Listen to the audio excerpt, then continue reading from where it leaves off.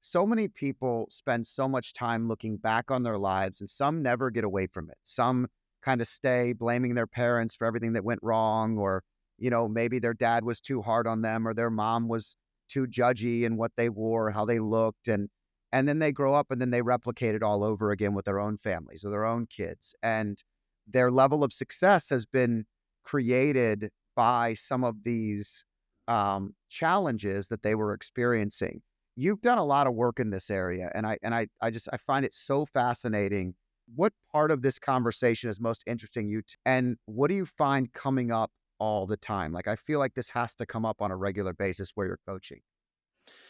Yeah, to me, like when I'm coaching a client and working with somebody, it's always about understanding the core driver and really the need that's trying to be met here. And you mentioned kind of trauma and early childhood stuff. Uh, the primal question is really a question that gets imprinted in us in our early childhood. And it really represents a need that went unmet or that was confusing about how to actually meet that need. And so what happens is, let's take the primal question. It's primal question number 5. Am I successful? Let's say, and typically the imprint here is you grow up in a competitive home, a home where there's like a scoreboard, and whether that's through sports or grades, but there's always sort of this mom and dad caretakers are really paying attention to the numbers and how well Scott's doing. Okay. So there's sort of this pressure to now be successful because there's a question. Am I successful? Because it feels like even when I win, I should be doing more. Okay. Or, the way that I get mom and dad's attention and love is to make sure that I don't fail. Okay. So we get all of this messaging, and we basically, what happens is we take what I call kid logic that I write about in the book, are kid logic strategies for success, and then bring them into our adult lives.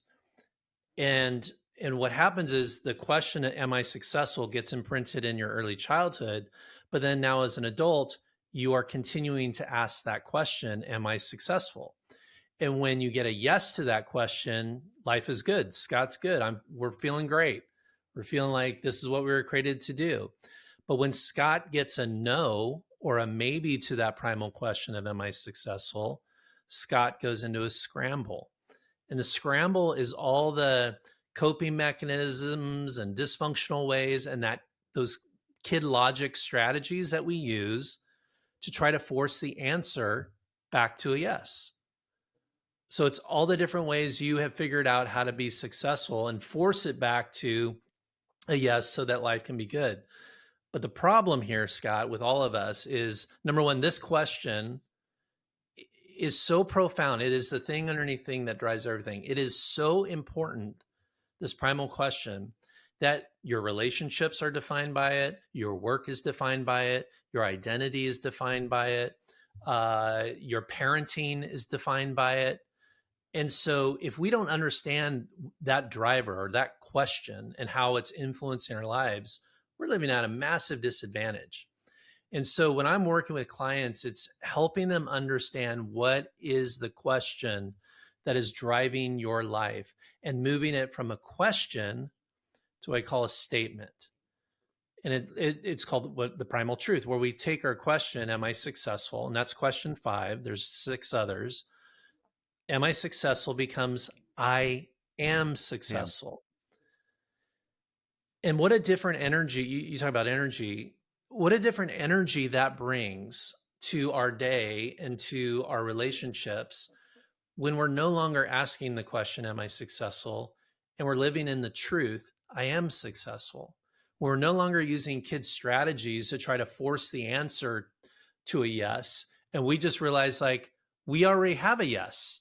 There's no need to like go out and get more. And now we can actually give our success and our talents and our gifts away freely without needing a yes back.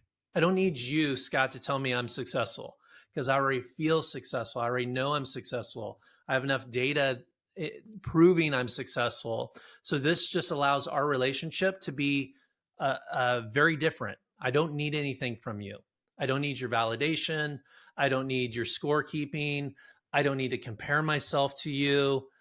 We just get to freely interact. And what a wholly new way to live in the world. Yeah, it's really interesting because when I think about my childhood, it was extremely competitive. And everything from coloring, everything was a contest.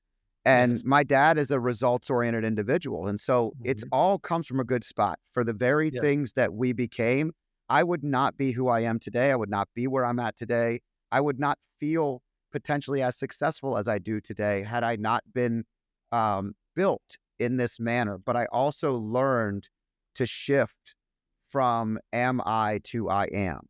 And I think Yeah. that's the key component. And I think in my book, I talk about coming home and starting in the financial services industry and making six figures for the first time. And I knew at the time that that was a really big deal. And money becomes really small and easy to talk about when you work in money, but when you don't work in money, it's, like, really uncomfortable, and I remember sitting at the dinner table, and we do Sunday night dinner all the time, and I'm in my 20s, and I'm doing really well, and I can't wait to tell my dad. I can't wait, like, I wanna tell everyone at the dinner table, and I remember, something was said that immediately I was like, "This is not the place, and this is not what you're doing this for." And it's not about the money, it's not about it was the accomplishment that I was willing to share, but it was that competitive style lifestyle that I had grown up with where I was still seeking that affirmation, and Yeah. it You're was a speaking that. clean Yes. yeah, it was a clean shift. I remember going, "Who are you doing this for?" It Hmm. just that day, and I was disappointed I didn't get to share it. And, years later, my mom was closing a loan for me and saw something on the sheet of earning, and she called me and was all embarrassed and was like, "I don't know if I should be looking at this, and I don't know." And I remember a small part of me felt good that that one of the 2 of them actually knew there was some level, just a very primal, old school feeling. There was a feeling of saying, I'm glad I don't have to hide it. Like I that Yes. there's because I felt like I actually had to hide it because it was almost hurting the relationships more than it was helping at that time. And again, it doesn't have to be so substantial or so crazy. It's just the sheer why am I doing this? And that shift was crucial. And I love the primal question of am I loved? And Hmm. shifting it to I am loved because Yes. so many people struggle in relationships and it goes to the same thing as success. Until we love ourselves and feel loved, we can't truly ask someone else to give us something we're not doing for ourselves. So I love how you define it in these areas. And personally, I could just see myself in that and seeing myself. And so as I was reading through these, just some of these changes I remember making as early as in my 20s that were life changing and crazy. I love that. One of the things that's uh, was really exciting about the research, and when I say research, was 5 years of research, 6,000 hours of one-on-one interviews, 22 group labs, 32,000 assessments to come up with this framework. And one of the most exciting things when we're talking about high performance, and I'm sure Scott, you experienced this in your life, is that what we do is we take our primal question, so your primal question of am I successful? And what we do is we place it over everybody else and assume that they are asking the exact same question. Now, there's six other questions that they could be asking in terms of their primal question. But Scott, your interaction with everybody is going to be you taking your primal question, am I successful, and putting it over everybody else. And then having the gift or the superpower or the strength of affirming that with that question with a yes over other people. So your whole orientation in relationship is about you helping people be successful. You want them to feel a yes from you, okay? And you're probably great at coaching people, helping people level up. You're probably great at challenging people in terms of, hey, you can do more here. Right. And I wonder in just some of that interaction with your mom and dad that maybe some of the check that you had in your spirit about not sharing that was, would me sharing this with my mom or dad, again, your questions over them. And by the way, your dad's question might be, am I successful? Just the way he showed up. But in you sharing about how much you made, would that be a possible no or a maybe to them? Okay. So you're making them feel less successful by sharing that piece of data. Again, all of this idea of that core driver impacts and seeps into everything we do. And so it's not only the thing that we need to manage in ourselves, but it's also this incredible gift. But it's also something that, causes us to create a little bit of tension in relationships because we don't know what to do with it. Like, I you may not share about your income level because you may be doing the calculation, if I do, that will make other people feel less successful than I am, which goes against the very core of your being. Your whole reason for existence is to help people be successful. And so again, how this shows up in our lives in all these random and unique ways, it's really important that we pay attention to these core drivers. It's all interconnected. I mean, if you think back to All in it. competition and I look at relationships, winning is everything. I still hate losing today. I do not like losing at anything. Sure. I couldn't play a board game when I was a kid because we'd be blowing up the board game.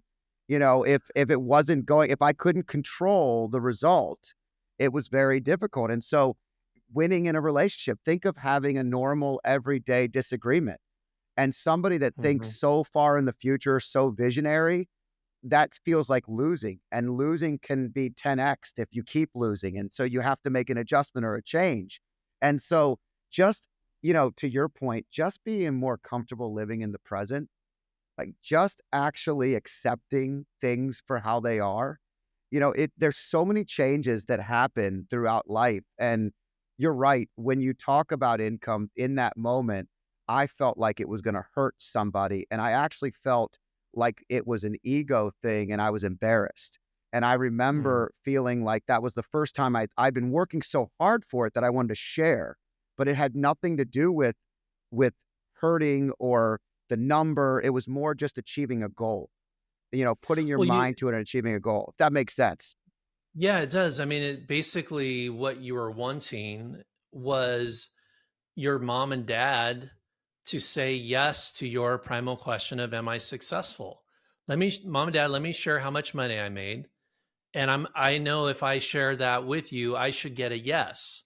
But the problem is you weren't sure that you were going to get a yes. You actually were thinking about how this might create a problem, and you actually didn't want a problem or a conflict with your parents. But what you were wanting was a yes to your primal question of, am I successful, from your mom and dad. It's as simple Right. as that. But then it got really complicated because now we're kind of in our scramble around it. And instead of just kind of living in the truth of knowing, again, the statement, I am successful, so I don't actually need a yes from my mom and dad, and I could just freely share whatever I want. It's just, again, a very different way to It's show powerful. up to that moment. Yeah. It's interesting. I remember my son, we had to hold him back in kindergarten. Uh he had to have eye therapy, and I don't remember, my wife knows the term of what it is, and I don't get into the weeds on that type of stuff. I know that he could not read the words. They were blurring together. He went to a year's worth of intensive eye therapy. It literally was amazing. His discipline, his drive, it's been a key differentiator in his entire life and all the decisions he's made from this small moment of 5 to 6 years old and holding him back in kindergarten to repeat. And I remember Dr. Westcott was the doctor that did it, and I was so grateful to him in watching my son's success. But my wife and I were so proud of our son, and we're like, we're so Mm, proud of you. And Dr. Westcott interrupted us and was like, um, Braden, you did this. You should be proud of yourself. You mm. accomplished this. He shifted the whole thought process. And it was something that was, again, these aha moments happen in your life where, you're trying to show up for your children the way that maybe you felt someone might have needed to show up a little bit more to you. And so you're giving them that over, "Hey, we were so you're so amazing," like, blah, blah, blah. And Dr. Westcott just flipped it and was like, do you feel happy that you did this? Do you feel joy that you succeeded? Do you see what you did? Look at what you did. This was the first writing you did. This is the last writing you did. This is 1 year, Braden, and he was completely changing. And that's something that I've tried my wife and I both have tried really hard in parenting our sons, who are both very successful, and they will define their own level of success, but in them feeling successful at what they were doing and not being defined by our viewpoint on it. Even if we Yeah. inadvertently still have the silent car ride occasionally that happened when we were parenting, I definitely was not the best at that. I do not like losing. And so even if I didn't lose, I was still the guy that was like, I couldn't hide it. You're passionate. And then you listen to this and you're like, oh man, if I could have only just been better. But we grow, and that's part of the process. Well, I think one of the most interesting applications of the primal question is in our parenting. Again, the whole point of we take our own primal question and we place it over everybody else and assume they're asking the same question. We do that in parenting. The problem with parenting is we tend to take our primal question. Again, if your primal question is, "Am I successful?" or there's perhaps it could be, "Am I good enough?" or "Am I loved?" or "Am I safe?" Whatever your primal question is, you tend to parent to that question. And so my primal question is not, am I successful? My primal question actually is, am I safe? Which is question number one. So the way that I parented was through the lens of safety, not success. I made sure that my kids were protected and safe. And where are you going? And what time will you be home? I still tell my 25-year-old son today, like the last thing I say to him when he gets in his car and drives away is drive safe. Like everything is around safety. And what the problem is, we tend to over index on our question. So Scott in his parenting might have the tendency to over index on success with his kids and his kids being successful. Mike Foster will over index on safety. And so, again, it's just an awareness thing, knowing like, okay, we're doing this and let's bring it back to a healthy level and a healthier conversation around safety and success. I always tell parents, I say, good parenting means we're answering all seven primal questions, not just our own for our kids. Yeah. I think the other thing about good parenting is we have to be going back to our original conversation about self-awareness. We have to be aware of these imperfections. And when they show up, we just have to admit that we made a mistake. It Yes. doesn't matter how old your children are. It really helped to be able to admit mistakes. And my boys learned a lot from me failing, not just from Mhm. me trying to be the best version of myself, but failing and then saying, hey, you know what? Let me tell you, I'm sorry. And let me tell you where this comes from so you can learn from this because this is, I don't know if I've defined yet what my primal question is because I think a lot of my success came from security and Mm. safety. It was Mhm. feeling like I had to provide and protect for everyone. So it was more of like uh, an A area of resource thing. yeah, it was a resource, a protection, if you will. Mhm. What mine was never like, am I safe? Like, drive safe. I don't worry about things like that, but I definitely, um, security was really, really important. Freedom to me was being secure and knowing that we could do things. Like, nothing was worse than going to wanting to go to France and, going to the meetup where you're in French class and the kids are going to go to France, knowing that we can't go because I'm never going to be able to afford it, and just thinking like I couldn't solve those equations and going, well, what if we Wow. did this and how if we did how do so the success portion was more about creating a secure environment for everyone around, and that wasn't just financially, that was also driven by security of being in a safe neighborhood. And, all those Mm. things are tied together. So it's That's really good, Scott. You're doing what I'd say is like you're doing really, really good work because, again, there's several of the seven questions are we can all relate to them at some level, like they're core human needs. But what you're drilling into is the actual why. why did you want to be successful? Because you associated success with security. And that's really question two. Am I secure? Which has to do with financial resource. Do I have enough? I have a client that I wrote about in the book. He flies in on his $30 million jet. It's worth about $500 million, 10,000 employees. And he's still asking the question, am I secure? Do I have enough? Now, he grew up in a home where there wasn't enough. There was an early childhood imprint of scarcity. And so he has designed a life, a quote unquote successful life, but for the sole purpose of having enough resource. And that's what we're talking about here, Scott, is like looking at things, say, kind of on face value. Okay, it's about, is it a success conversation we need to be having, Scott, or is it a security conversation that we need to be having? And that's the difference of like sort of blurry understanding about what motivates us and our core drivers, and HD clarity. And when we have that HD clarity, man, everything pops, everything makes sense. And now I'm empowered to make healthier decisions in my life versus sort of assuming this might be about success when really it's about security. Yeah. And you know what's funny is it also, as I was reading through your materials and learning, I thought about the one thing that I never felt a problem with, and that was whether or not I was loved. And I Mhm. think as a parent, I still think the Beatles had it down pat. Love is all you need.